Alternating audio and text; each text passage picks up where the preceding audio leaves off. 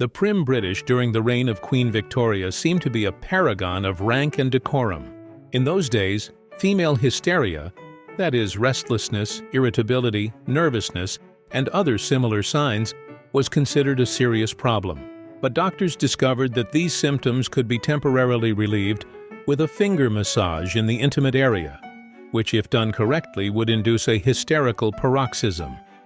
Victorian pantaloons were as if cut in two, the halves for each leg cut separately, and joined by ties or buttons at the waist on the back.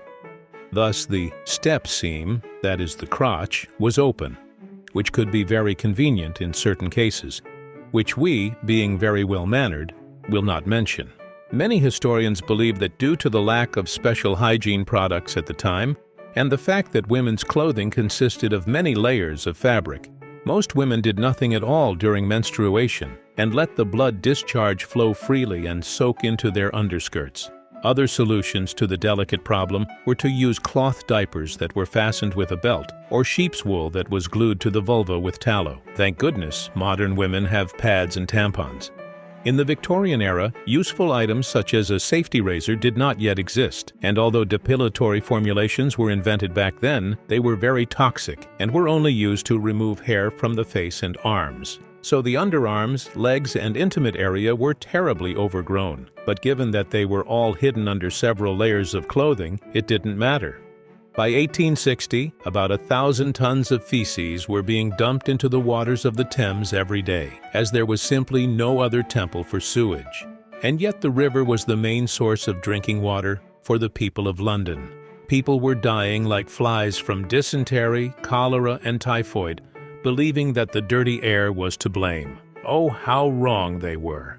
An 1891 written testimony by Lady Harberton states that during a short walk in London, the hem of her long dress collected 2 cigar butts, 9 cigarettes, a piece of pork pie, 4 toothpicks, 2 stilettos, a slice of cat food, half a shoe sole, a slab of tobacco, chewed, straw, dirt, scraps of paper, and God knows what else.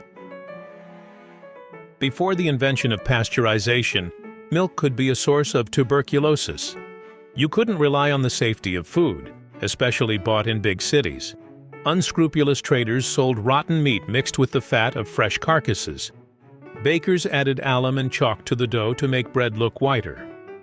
Arsenic was added to pickles and other preserved foods to improve the flavor and make it brighter. Well, and to kill the customer. Would you want to live in those times? Subscribe to the channel, put likes, and share your opinion in the comments. New video coming soon.